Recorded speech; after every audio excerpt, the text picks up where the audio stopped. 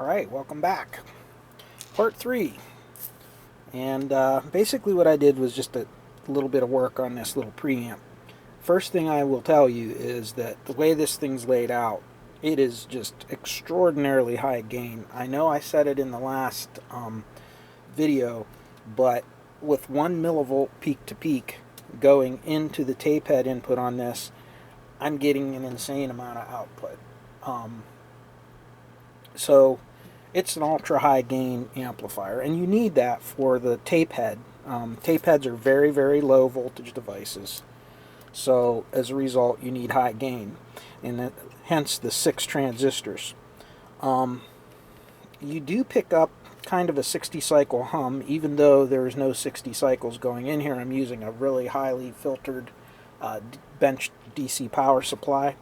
It doesn't seem to matter. It picks up noise no matter what you do. But as long as you don't crank the volume to max, as long as you don't crank the bass to max, the signal actually is now staying relatively quiet. And a couple things I did was I replaced one of these coupling capacitors, and I replaced the first input transistor, just in case it was noisy. I also replaced this 4.7 mega ohm resistor.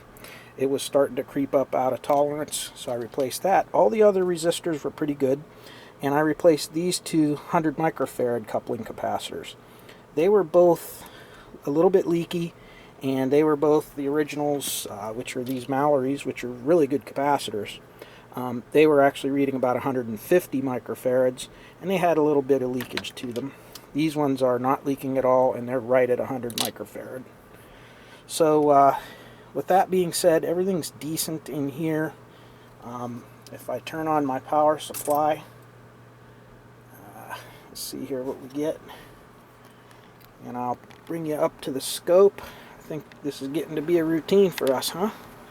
So go up to our scope, and you can see here I can get up pretty high. I mean, I'm at 5 volts per division. Alright, so that's really high, and I'm only putting 1 millivolt of signal peak to peak, or RMS, into this. And you can see clear up till right there's 10 volts peak to peak. There's about 20 volts peak to peak. It's just now starting to, as you can see it, see that vibration on the top? That's the hum that I'm talking about. But really, that's the volume all the way up at max. Okay, so if I run it at about 3/4 volume, which you'll never get it up that high, it's very quiet. As well, if I crank the bass, there's where you're really going to get it. See that? I cannot turn the bass up. Now, I do have a theory, and I don't want to take it that far to test it, but I have a little bit of an idea that this little couplet down here may be causing some of our problems. It may have some bad components. These are known to go bad. Sprague makes this, but it had a Macintosh part number on it. But luckily, I was able to find an amplifier by Macintosh that used that exact same couplet, and they drew the schematic of it, and I'll show it up here. Let's see if I can get you in on this. If you look right there on the screen, this dotted line is actually what's inside that couplet.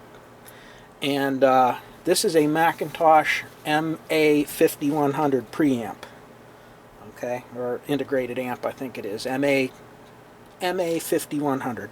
And it uses the same tone control circuit as this little amp. So you can see it right there, and I just kind of took a little card here and I doodled it out. Input output to get an idea of the components, and there's really only 1, 2, 3, 4, 5, 6 components in there. So that's it. I mean, pretty simple. I mean, if you want to stop the video and kind of make your own copy, this is going to be a Macintosh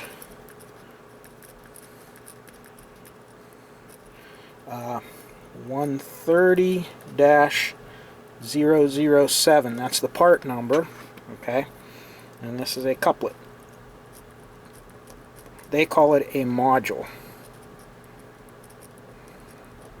And it's for the bass treble.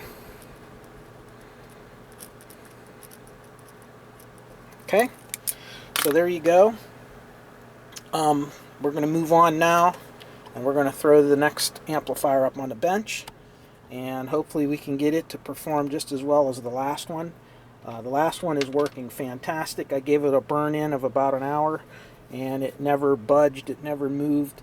After I put that CL30 inrush current thermistor in there, it runs at a nice temperature, comfortable, not too hot. It limits the current. The transistors are running cooler now. They're not getting that warm at all. And I can get my full, I get about 123 watts out of that thing without breaking up. So let's button this thing up, turn it off, and I'm going to get the next amp up on the bench, and I'm not going to get as detailed on that one because you've seen pretty much the process on the first one. I'll just give you a few of the highlights and try to keep this video short so I don't bore you to death if the first one didn't already. And very good. And I just wanted to comment too, a lot of you guys have been giving me some really nice comments and some kind words, and I want to tell you all that thank you very much for that. I'm not perfect. This is a hobby to me.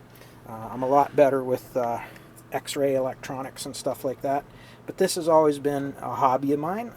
Along with the woodworking, I like to do audio and just basic electronics at the bench, something to play around with on the cold days when the weather's not so good to go out in a wood shop. And I just thought I'd share it with you guys. I'm glad that you all are enjoying this, and that's my motivation to keep doing this. So thank you all once again, and again, if there's any way I can help any of you, feel free to comment, and I'll try to get back to you as much as I can.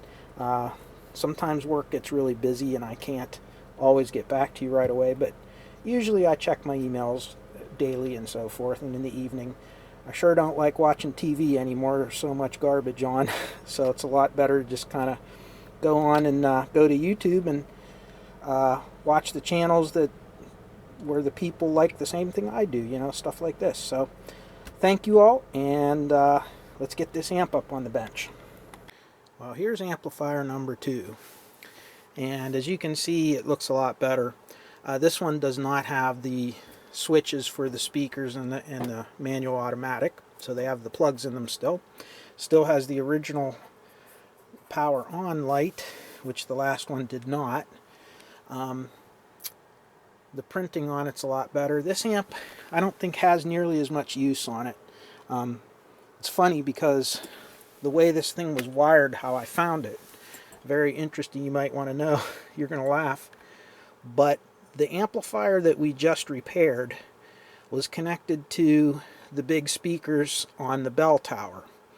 So that, it's like a big horn speaker, I think, that's up there or something.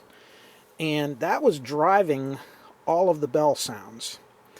This amp, which is equal, it's exactly the same amplifier, it's a second one, was designed to drive a second set of speakers, was connected to a little tiny 5-watt 70-volt line matching transformer, and went up in the cabinet to a little 6x9 monitor speaker. So you've got this big, huge 100-watt amplifier driving a little tiny 5-watt monitor speaker. Now, I don't know, but looking at the wiring inside this thing's been changed and worked on a lot of times over the years. So I don't believe it was originally like that. But right now, that's where we are. And so this amp probably has not seen a lot of torture compared to the first one that we looked at. So I'm expecting this one to be in better condition, but heaven only knows until you get in there. Just to give you guys a little look at what I'm seeing, lots of dust like the last one, and we can clean that off. That's no big deal. But these transistors, even if you look down in here, I don't know if you could see through the grill very much or not, but everything looks original, at least from a semiconductor standpoint. None of this looks like it's been soldered on. None of this looks like it's been replaced or changed. So this one may be okay. May need some capacitors replaced, a couple things like that. But remember, these are mostly direct coupled amplifiers, meaning they don't really have a lot of coupling capacitors in the signal path. So really, other than power supply filter caps, not very many caps to worry about going bad in these. These are really rock solid, long-lasting amplifiers by design.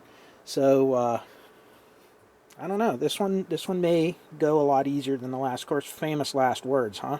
How many of you said that? And how bad could it be? And then, you know. Anyhow, let's crack it open and get some of the dust bunnies out of here, and take a quick look at it, and go. And then this might be a short one. Surprise, surprise. So I checked these two main filter caps. This one's good. This one's almost perfect good. This one's weak. It's only, and I just tighten this up, almost shorting. You don't want that. But this one is definitely about half of its original capacitance.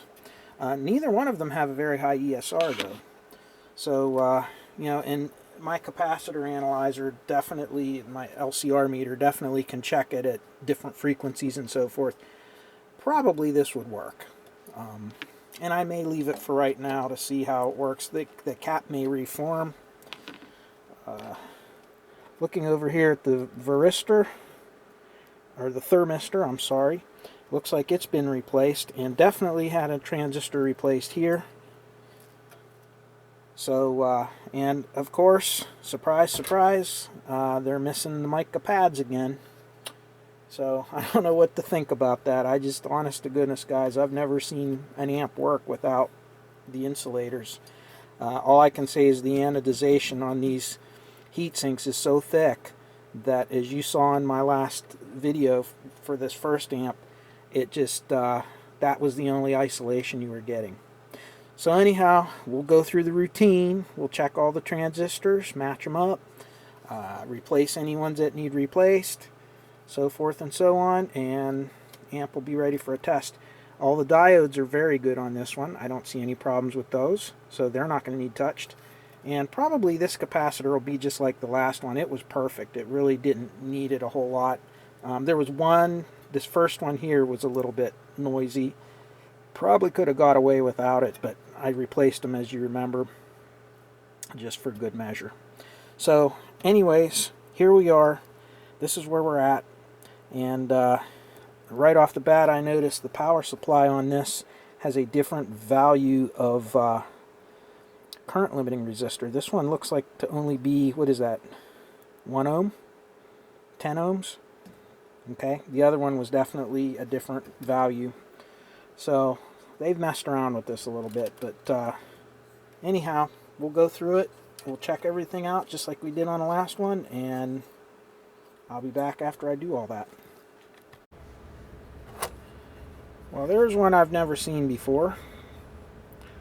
Just going through and checking these transistors. Not accurate due to base emitter resistance. Current gain HFE is only 3. And the last one I put in there was this one. Almost did that. It had a gain of only about 4. So my guess is this thing was just covered with green gook, like corrosion or something. Somebody put some kind of a greasy, I don't know what it is. It wasn't heatsink compound. You can kind of see, and it's almost like wax. You can't even scrape it off almost. You have to break it down with some kind of liquid. But who knows? Oh well. Looks like we're replacing transistors. Quick update. These two transistors were unsoldered when I took this out.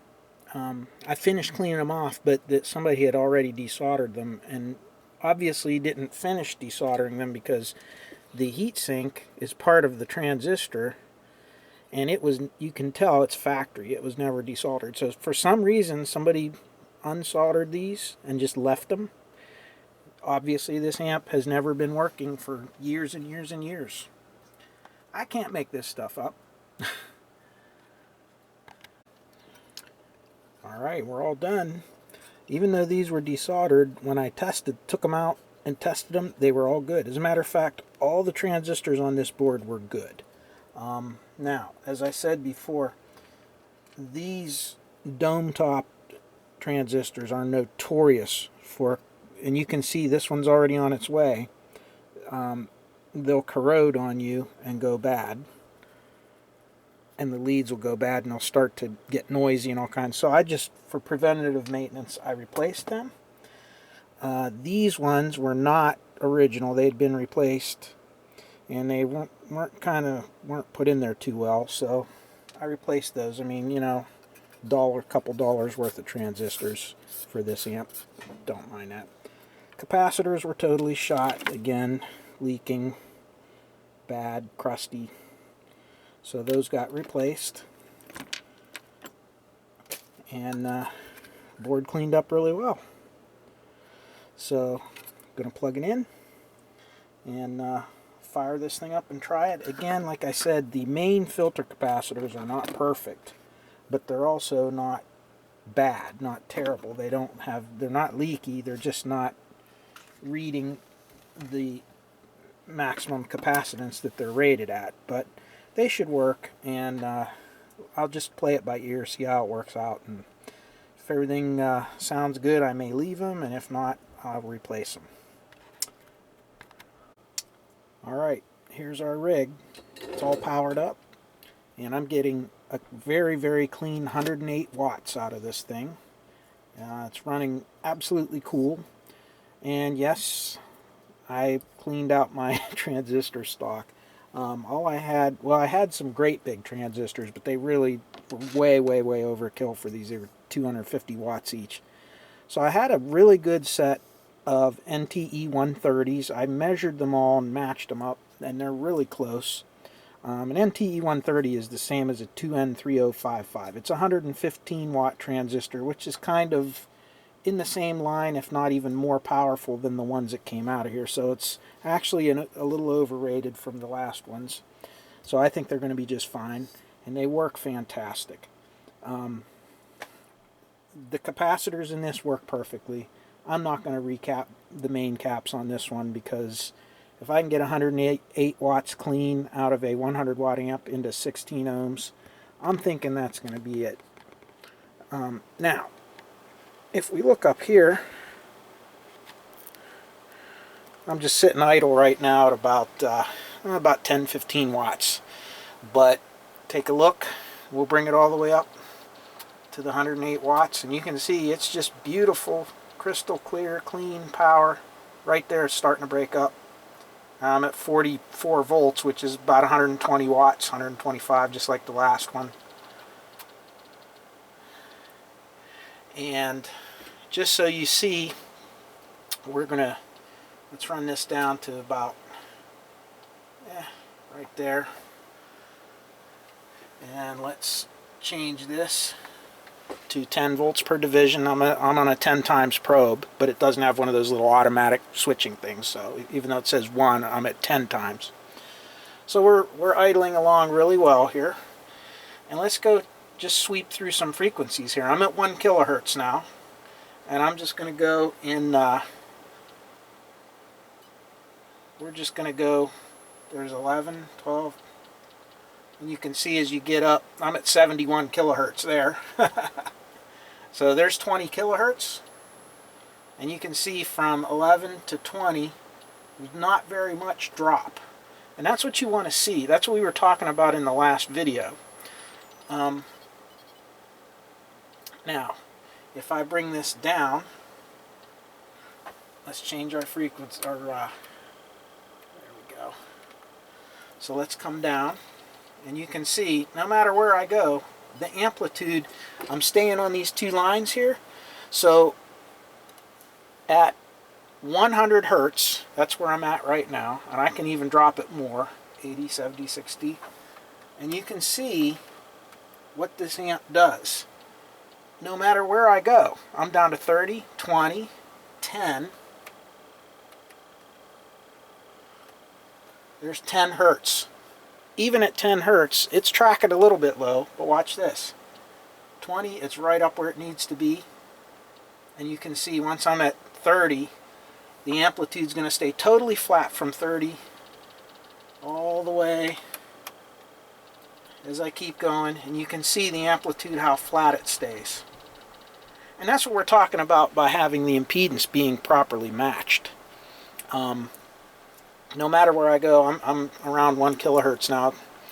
No matter where I go, the amplitude stays the same. In other words, the amplifier is amplifying the signal the same amount across the entire frequency spectrum.